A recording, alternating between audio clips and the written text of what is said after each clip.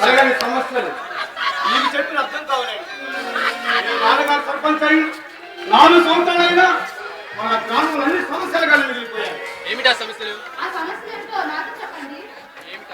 అన్యాయాలు, అక్రమాలు, దోపిడీలు, దురాఘాతాలు ఎక్కువై నీతికి న్యాయానికి విలువ లేకుండా చేస్తున్నాయి.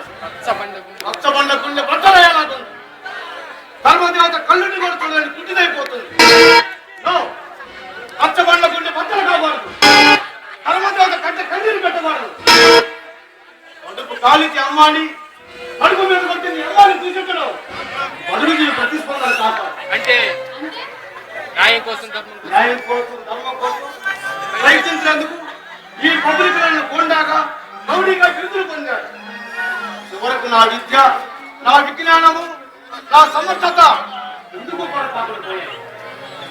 నా అర్హతను గుర్తించలేని ఈ నికృష్ట సమాజం మీద తీసుకోవాలి కక్ష నాలో పడగవిప్పి పుసలు కొడుతుంది.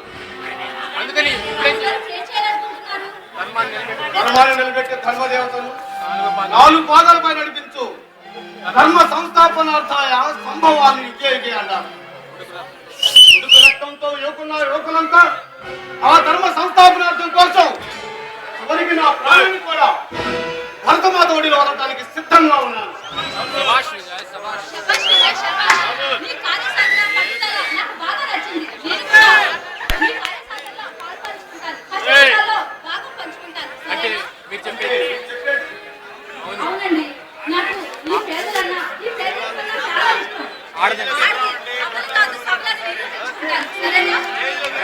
స్వార్థాన్ని వారు చూసుకుని ఎంతటి సాహసాన్ని కూడుకొని నాతో సాగరిస్తున్నందుకు చాలా ఆనందంగా ఉంది. ఉత్తమ దేవులను పౌరుషాన్ని ఝాన్సీరావులను వీరత్వాన్ని మీరు ఇంకా మన దేశంలో నిరూపించబోతున్నందుకు